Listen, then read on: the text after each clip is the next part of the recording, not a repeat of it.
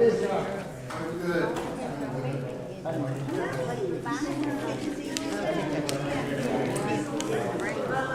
I usually bring mine.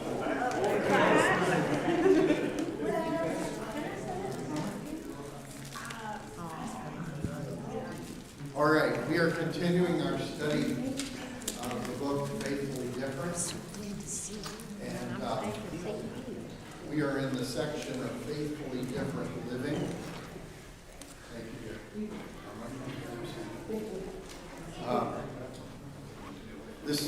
This week we're talking about revitalizing the call to biblical justice, chapter 10. So, I would imagine you're going to take the bar exam, right? Oh, okay. Well, actually, here before we know it. So this should be question 1. What is justice? That's all right. I'll bring it next time. That was not trying to squeeze you. What is justice? Oh, If the lawyer, the hopeful lawyer doesn't know that, then you may want to start over. So what is I don't justice? either. I'm getting Justice is being able to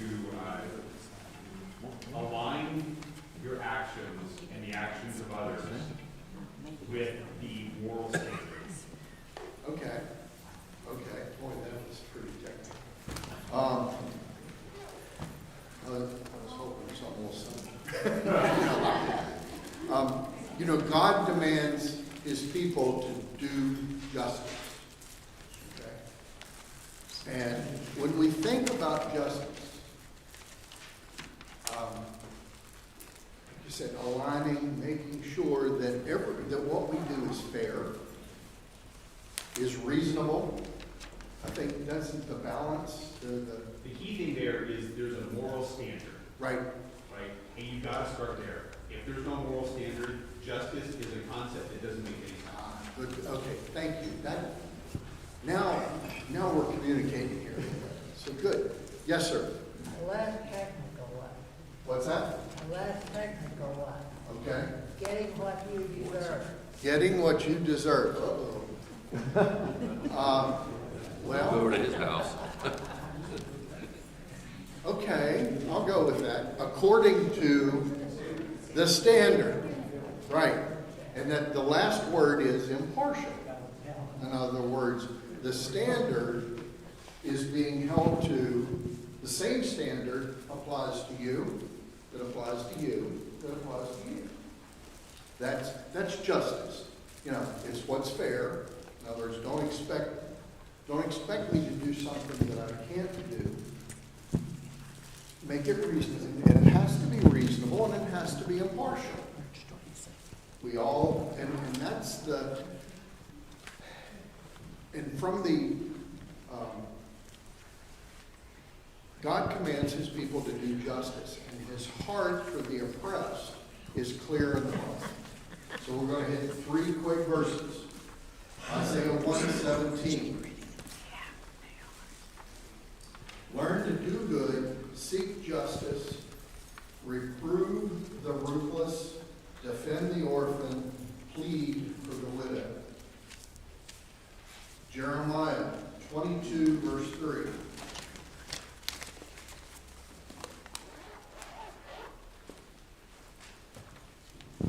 Jeremiah 22:3. Thus says the Lord, do justice and righteousness and deliver the one who has been robbed from the power of his oppressor. And do not mistreat or do violence to the stranger, the orphan, or the widow. And do not shed innocent blood in this place. Matthew 23. Matthew 23:23. Woe to you, scribes and Pharisees, hypocrites, for you tithe mint and dill, cumin, and have neglected the weightier provisions of the law, justice, mercy, and faithfulness. But these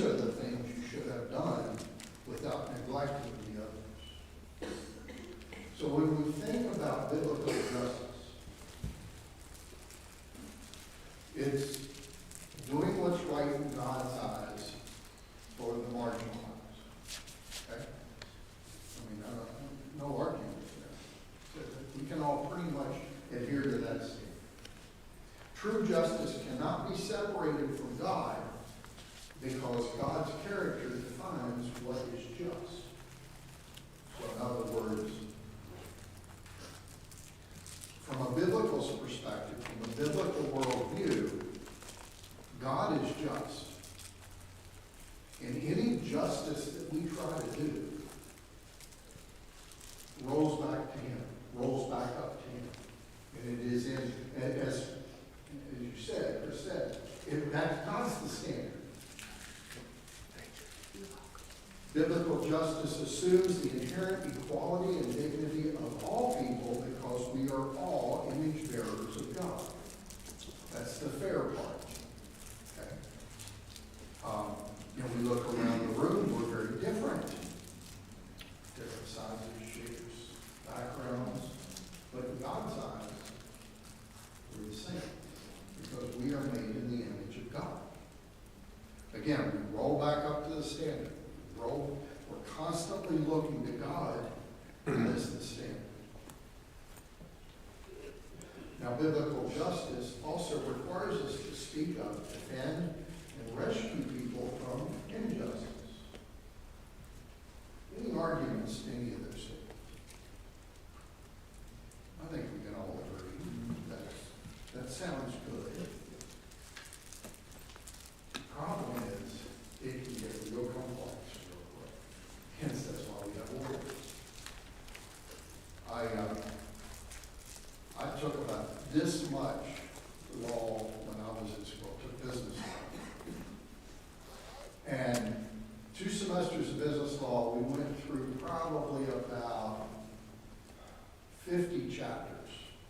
My business law book was this big. 50 chapters, and each chapter had about 10 cases, because the law is all about cases. Okay, what's the precedent?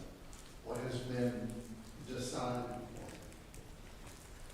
for? And so you're talking about 500 cases over the course of 2 semesters. All that I think too, the lower court ruled something, and I'm like, okay, good. Yep, makes sense to me. It went to appeal. And like 498 of the 500 were overturned. And I understood both of them. I could have made both cases. That's the complexity when it comes to justice. Because when you look at secular, or there are some basic points of agreement between secular justice and biblical justice. So when you look at how the secular world views justice and how a biblical worldview views justice, there are points of agreement. There are a lot of points of agreement. Human life matters. In other words, taking life is not a good thing. Humans are equal. Oppression is wrong, and this is key. The world is not as it should be. Okay? Yeah. I read the paper, and it shows the people that are indicted. And I just people constantly run through the list. So-and-so 36, they did this. So-and-so 28, they did this. So-and-so 54. You go through and you see all that seems to be people getting justice, but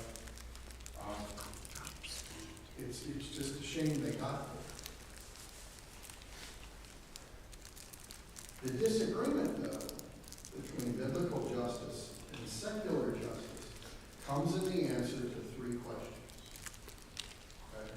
We may agree on some basic premises of justice, but we disagree on 3 questions. Why are things the way they are? Number 2, how should ultimately be? And number three, how do we get from where we are to where they should be? Okay, so when you think about, you think about it as point A and point B. Where we are is point A, where it should be is point B, and how do we get there? So, today, we're going to run through this kind of quick, and I'm going to do a lot of overgeneralizations, which I don't like, but we're going to do that. But we're going to talk about how a biblical worldview clashes with the secular worldview on why we are where we are, how it should be, and how we get it. Because that's where the friction comes. So, let's start. Why are things the way they are? Okay, from a biblical standpoint, why are things the way they are today?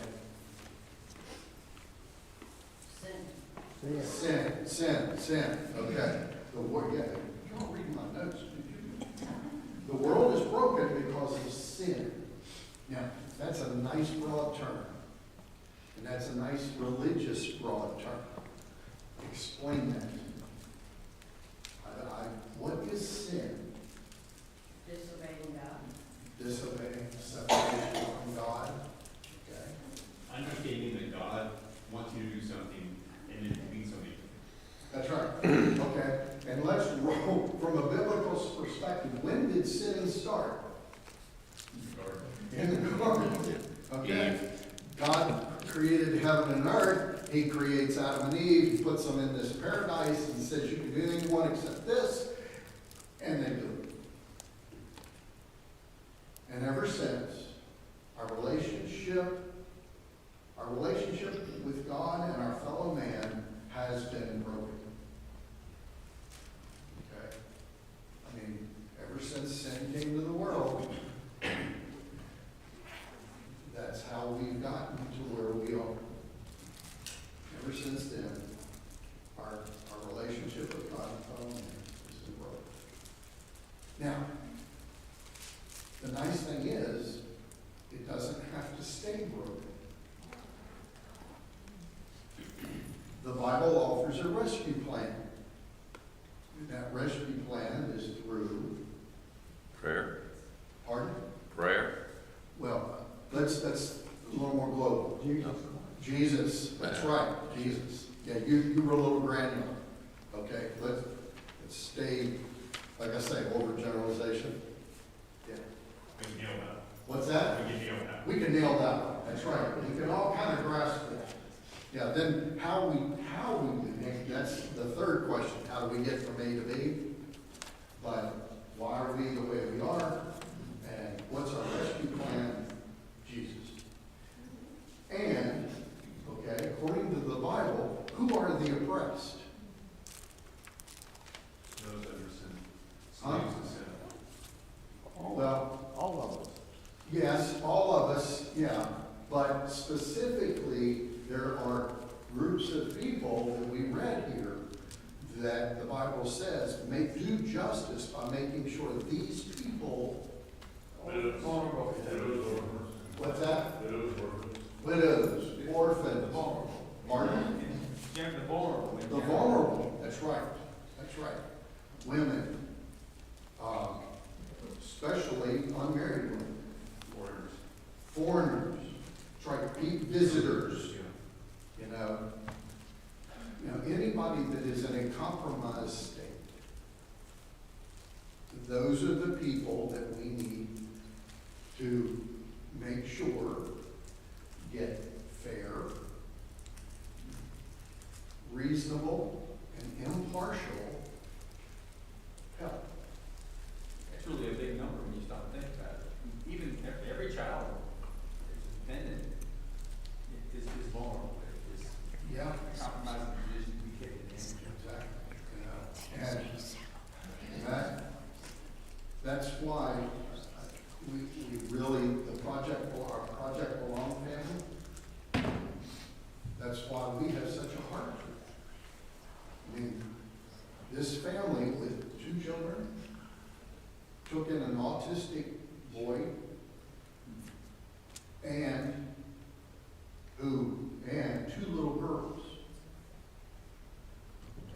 two little girls are about as, oppressed. They had nothing, okay? They were lost. They were just lost. So, when you look at the oppressed, orphans, widows, the poor, those physically enslaved, those that are somewhere where they're lost. Go ahead. We had What's that? seniors. Seniors? Okay, well, yeah. Yeah, thank you. I'm getting there. I'm getting there. Wait until you do. Yeah. So from a biblical, standpoint is, look, we're where we are because of sin. And we have a rescue plan that is through Jesus. But until that rescue helicopter goes up, Jesus' rescue helicopter, we need to try to take care of the oppressed. Now, any arguments there? I mean, that's pretty standard. I think we can all agree on that. Now, this is where it continues to get complicated. From a secular perspective, okay, now, I have a biblical worldview. I've pretty much always had a biblical worldview. I take it for granted a biblical worldview. And when we talk about people who do not have a biblical worldview, the problem is with no center of authority, no God, no Bible, singular, the secular world, then you have, there could be millions of reasons why are things the way they are. You don't have a central place of authority. You got all kinds of options to figure out why we're here. And if you talk to somebody who does not have a biblical worldview, you're going to get some sort of reason why things are the way they are. You talk to, there's 380 million, 360 million people in the U.S. You push aside the half, I'll just say the half that have a biblical worldview, the other half, the 180 million, you might just get 180 million answers. Because there's no central authority. But I will say, as we are progressing, and let's fast forward to today, a dominant philosophy, I'm talking in generalization here, it's a dominant philosophy that is, I believe, bubbling up in the U.S., and that is the dominant philosophy of critical theory. You may have heard that term. So I'm going to, in 50 words or less, explain what critical theory is. A lot of people base why we are the way we are. Now, critical theory comes out of Marxism, okay? In the mid-1800s. It's not new. It's not something that just came up.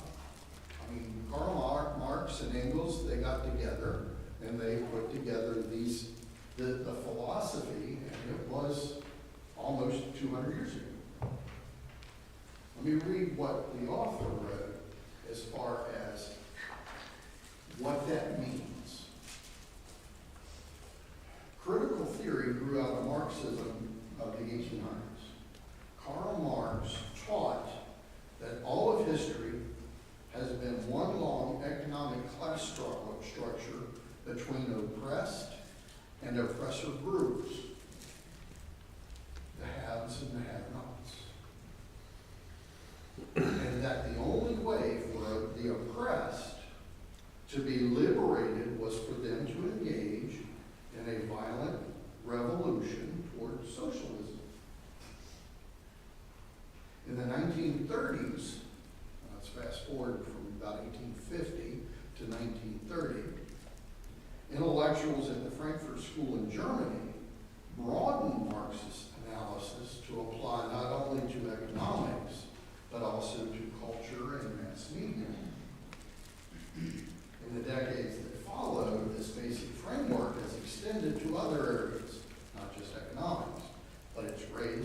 gender, sexuality, physical abilities, and a host of other identity markers. Now, basically, and I'm doing serious overgeneralization, basically all relationships between people, because there is no authority, there is no God, all relationships between people are ultimately understood to be functions of group power dynamics, groups of people. Okay? People are oppressed because the structure of society as it is set up has enabled and continued to enable the oppressors. So the haves are by design continuing to create the system that keeps the oppressors in charge and the oppressed down. It's funneling power and strength and everything toward themselves. Right. Again, it's all about self. Selfishness. Yeah, it's all about self. Yeah. Let me put this in a smaller way. There's them and there's us. That's right. Them and us. Yeah, what team am I on? Okay? I mean, you know, if you don't have God, if you don't look to God, it's all about these, you know, I'm a Christian. That's my identity. My primary identity is Christian, as it should be. But if you take that out, who are we? Some interesting questions, okay? This is where it gets really complex. What constitutes oppression? You know, what makes me oppressed? How do you oppress me? How do people oppress me? Take your money. What's that? Take your money. Take your money. Or keep me from making money. Okay? Again, it goes, I mean, you think it's about anything but the money, you're kidding yourself. And I'm going to be extremely skeptical. When you think about over the mountain, inside the Beltway, if you think it's about anything but the money, you're kidding yourself. Number two, what identifies a group as oppressed? So, what is oppression and who are really oppressed? And number three, what are the structures of society that oppress them? In other words, what has been set up that keeps me down, or as an oppressed, what keeps me down, and the oppressor, what keeps them up? So, this is how and again, not everybody, but this is a guide to think about as we are interacting with those that do not have a biblical worldview. These are the theories that draw them to make conclusions. Go ahead. If there is a standard, Right? God or civil, the oppressed would be those who are being kept down and not allowed to meet the justice standard. Correct. You are absolutely right. The justice standard, the oppressors are saying, don't apply to you, and we're not going to give you the justice that you need, Justice. or to allow you to live to your the standard that the law says. Right. Yeah. And that's, you know, that's the balance, the fair balance, and keeping me back, you know. I'm not gonna- Would that be the necessities of life? Is that where? Necessities of life? Necessities of life. Is that where being oppressed comes in?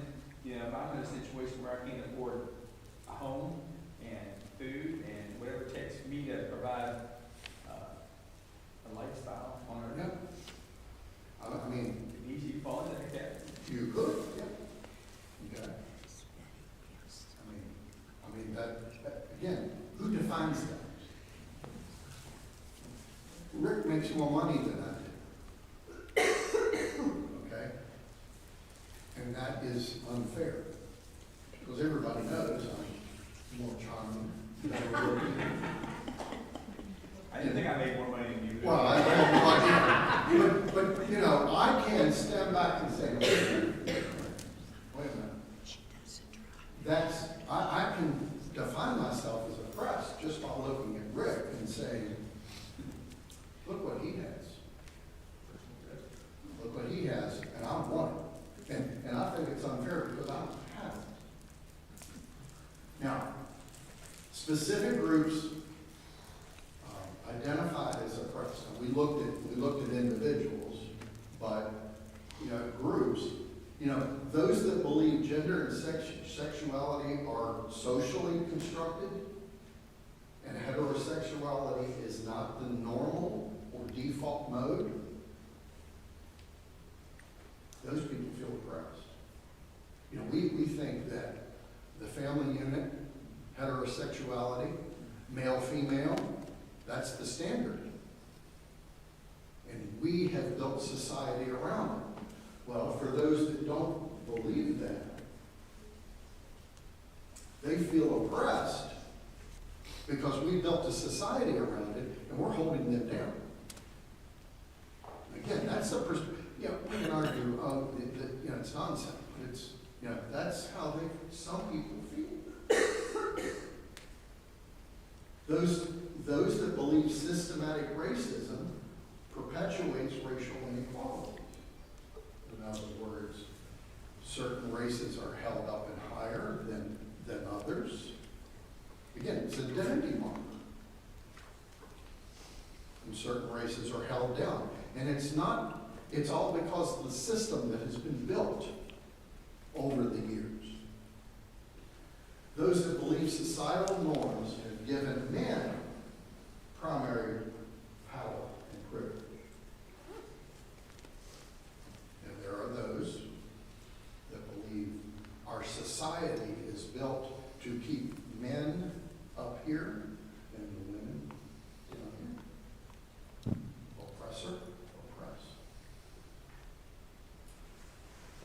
Those that believe that the effects of European colonization have drove oppression. In other words, between the 1400s and the 1600s, when the Europeans moved across the Atlantic and took over where we are today, that we built a system of Europeans, of Western European descent. We've built a system that keeps anybody that's not Western European down, and us Western Europeans up here. Oppressed, oppressor. These groups are oppressed because society structures have produced norms that oppress these groups, and they must be liberated. In other words, heterosexual, white men of European descent, we have built a system that keeps us, and I say us because I pretty much fall into all those categories. I can't deny this. I use identity markers. That's who I am. And that me and people like me have built a system that oppresses anybody that is not like me. That's the thought process. Biblical justice and secular justice disagree on what constitutes oppression, because ultimately they have a different standard of justice. Okay? I think that's kind of what you were saying. And when we look to God, we have a common standard of justice. But if we throw God out, it's whatever we decide, whatever we feel, it is, or has become. In a secular world, the standard of justice is in reference to the feelings of the individual relative to the norms and expectations of society. If happiness is the ultimate goal, remember, happiness is the ultimate goal. Any systematic challenge to one's feelings and any opposition to my happiness journey is considered unjust. So anything that I I want to do to make me happy that's outside of that norm that we have built, that's unjust. You are oppressing me. Okay? And again, this is just the perspective that people are going to come to us with as we go out into the world. You're talking about secular, but we created religions and false gods to help justify oppression. Absolutely we have. Absolutely we have. That becomes a moving target in how you justify the true living God to the standards that other people have placed on their gods, quote unquote. Yeah. I mean, let's face it, let's go back, you can go back to Jesus. Was Jesus oppressed? Well, they executed him. I mean, they executed him. That's about as oppressed as it gets. We're reading in Matthew on Sunday nights of that battle based on an identity marker, and it ended up in an execution. So how should things be? Better. What's that? Better. Better. Well, yeah. And that's, and that, actually, we could probably just stop there and move on. But, the problem is, better, we're going to get to this in a minute. Better's a lot of work. Yes, sir. One thing that I think might be valuable for us is to recognize that in a world that is very hyper-focused on a particular theory of power relationships, right, which is that, exactly what you just spent the last 10 minutes going through. We as Christians, with a biblical worldview, we also recognize that there are people with different levels of power in the world. That's just a fact, right? So we have to explicitly develop our own theory about how you address that. Correct. And that theory, in my view, is what Jesus said to the person who is looking for the greatest command. Exactly. Love God Yep. and love your neighbor, Yep. right? His idea of service makes no sense in a world where there's no power and balance. So that is our alternative theory, but it's if you want to talk with someone about power relationships, that's a mold you can put the biblical worldview in. Right. And you're a little ahead of it. Okay. But if you were talking about what do you do about it, That's where we start, like I said, you're a little ahead. So how should things be? From a biblical worldview, Christians are clearly called to do justice wherever we can. Okay? Take care of little girls that are oppressed. Take care of the physically handicapped. Okay? But the goal isn't to create an earthly utopia. Amen. Okay? Because it's not going to happen. It's just not going to happen. If you think that we, Christians, let's talk Christian, all of us that know Jesus, read our Bible some, if you think we're going to solve the world's problems, we're kidding ourselves. You say, well, okay. So what are we supposed, because a secular social justice, they define liberation as a complete group of equality of outcome, status, power, and wealth. So from a secular point of view, what would make it fair and balanced is everybody having the same outcomes, the same status, the same power, and the same wealth. So that I wouldn't have to look at Rick and say, he makes more, or he has more, or he's more powerful than me. If I can just flatten that all out, then we've solved our definition of oppression.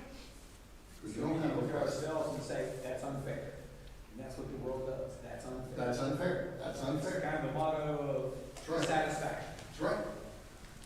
So we look at it that, okay, now are we going to be able to, let's basically say, line us all up and make it all equal? No. Okay, that's just not gonna work. It just, you know, did Jesus come to save the world? Yes. Yes. From what? Sin. From sin. Okay? Could Jesus have come? Jesus came and healed, right? Did he heal everybody? No. Jesus came and fed. Did he feed everybody? No. No. He said the poor would be for you all. That's right.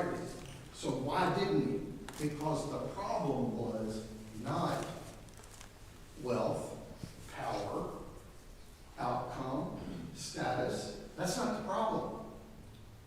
Jesus came, God came incarnate, lived, suffered, and died, not so that we can all have the same checkbook balance. Not that we all have the same outcomes, the same everything. No. Could he have done that? I guess. We'd have to roll back to the garden. So how do we get from point A to point B? For social, secular justice advocates, people are oppressed because the structure of society, okay, we have built a system that keeps the oppressors in their place and the oppressed in their place. So what we need to do then is overturn what is normal. Yeah, big, over. But that's the thought. Is the system is broken. We need to rebuild it. Fundamentally, overturning society, though, is a lot of work. I mean, let's face it. If you want to rebuild the U.S., it'll be a lot of work. If you want to rebuild Western Europe, it's a lot of work. So, overturn society, so that there are four major strategies. There could be a million. We're just going to talk, we don't have time in the next 8 minutes to talk about all million. But the four major ones are dictate who has the authority to speak so as to elevate the oppressed voices. Okay, so in other words, I am a Western European, straight, male, Christian. I check all the boxes as oppressor. Okay, I check all the boxes. I have no right to speak because I don't know anything about what it's like to be oppressed. I have been privileged all my life. Now, it could be argued. I mean, my wife would tell you, you've been privileged all your life. But they will say, no, you got to be quiet. You have no idea what it's like to be a female, homosexual, Indian,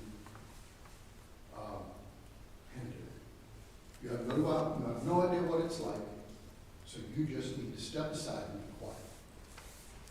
And because the oppressed are the only ones that fully understand what it's like to be oppressed, they're the only ones with the authority to speak.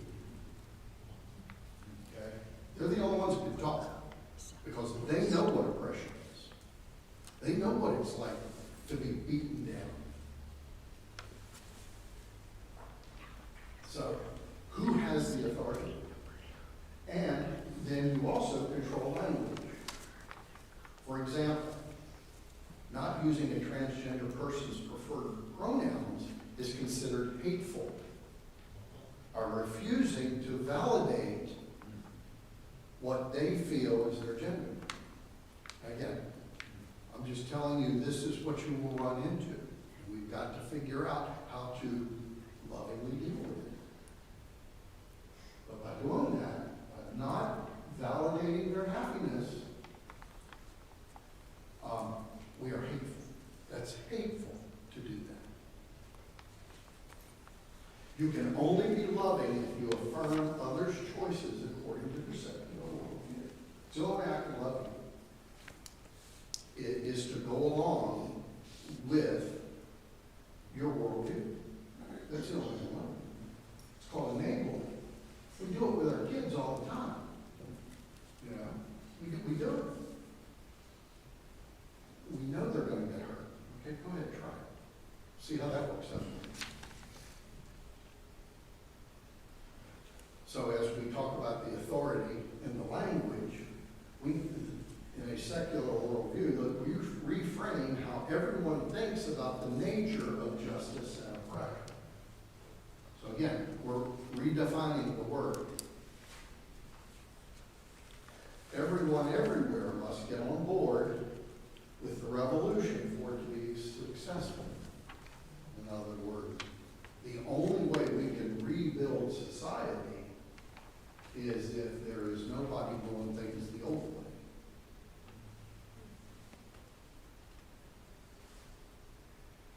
Schools, businesses, churches, government, media, etc. all need to talk about oppression from the critical theory perspective. Okay?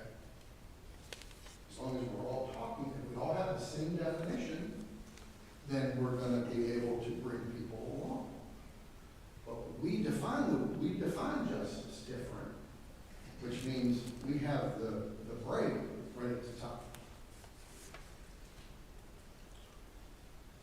So the authority, the language, the definitions of words, and then last, those that don't adhere to what we're doing, vilify. Especially the oppressors. Okay?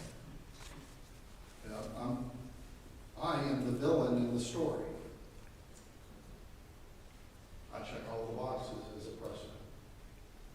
People who don't adhere to critical theory are not merely wrong, we are morally evil. Okay? That's how some people would look at who I am. I'm not just wrong. I'm not just privileged. I'm inherently evil because built in the system, in my DNA, is the desire to make sure I stay in power and those that aren't like me stay marginalized. And since Christianity, let's look at Christianity as a whole. Christianity has been the social norm in America for 400 years. And we have so many oppressed people. Christianity is the first thing we've got to push aside. Because it was the guide, it was the tool that we used to build a system that kept people down. Christians use absolute truth, okay, as opposed to whatever I call truth, whatever I feel truth should be, because we have absolute truth. We use it as a weapon to deny the authority of someone's oppressive experience. In other words, we use this to beat people that aren't like us. Yeah. Can you see how they get this perspective? Because in some areas, some people are right. So, what do we do? Because biblical justice is self-sacrificial obedience to loving others in need. And love is defined, Chris, by what it means in first love. So as we approach those that don't have the biblical worldview, and that basically have marked us as morally evil, and as we go out in the world, we could just throw up our hands and say, we go with Tracy somewhere in West Virginia and live our own lives. She's not here to defend herself. But she's watching you. I know. She as we go out, don't assume your words mean the same as someone else's. Okay? When you use terms like oppression, oppressive, privilege, and justice, don't take for granted that that person you're talking to has the same definition of those words. Number two, don't be afraid. Biblical justice is a big part of Christian life. Okay? It is. We need to do justice. We overcome the morally evil label by showing God's love for all people.